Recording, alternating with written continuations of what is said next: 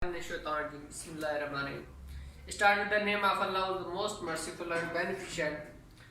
Students, today we are starting the lecture number 10 about the chemistry, chapter number 4, first year class, and about the shapes of the molecules, how we can determine the shapes of the molecules on the basis of the Vesper theory, and why every shape of the molecule have different on the basis of the their compound, as we know that every compound has the different arrangement of the elements, then they show the different structure, and on the basis of different arrangements, different repulsion forces, and between the attractions of the between the elements.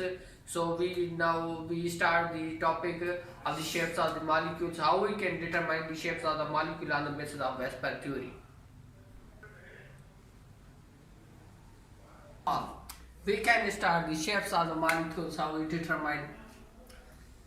In 1914, two scientists have to justify the shapes of the molecules on the basis of the Vesper theory.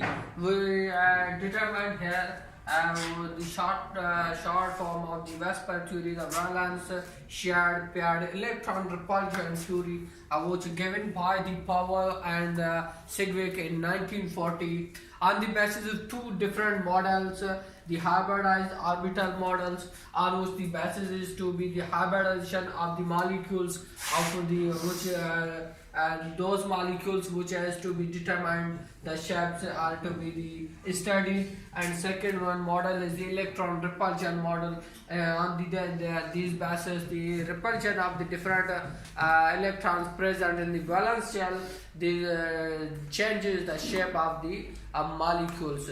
So there are two main models. One is the hybridized orbital model, and the second one is the electron repulsion model. On the hybridized orbital model, we know starting in the for the generalization of the carbon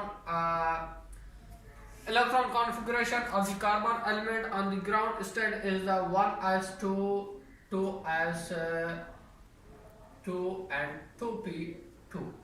So from the ground state, it is to be we cannot completely determine the shape of the methane or the any compound which contains the carbon elements.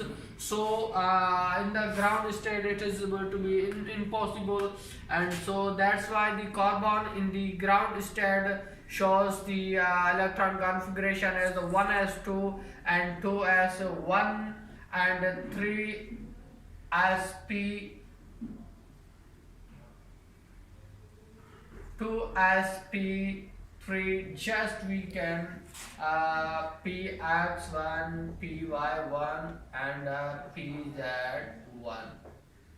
So here in the excited state, carbon shows its electron configuration in the second s orbital, and second p orbitals contains 4 electrons. So and the excited state carbon elements shows the 4 bonding electrons in their compounds, and the state of the electron configuration of the excited state. So as we show here that in a methane compound, there is a 4 elements are to be attached with the carbon atom, and it shows it is hybridization is to be sp3 hybridization, and its structure is a tetragonal, and in the other compound there is to be the ammonia.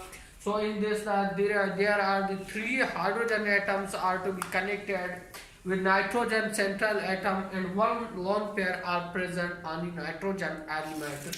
So in that shapes of the different molecules, but there are the same hybridization. So how we can justify on the basis of the same hybridization how they show the different structures?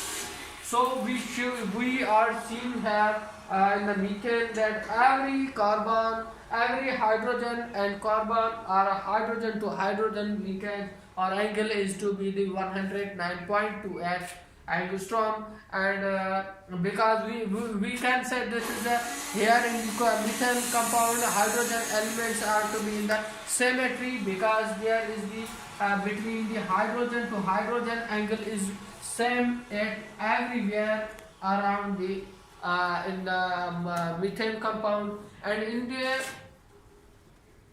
ammonia group, the angle between the hydrogen to hydrogen is to be reduced, and the angle between the lone pair and the elements which is surrounded by the central atom, it is to be the increases.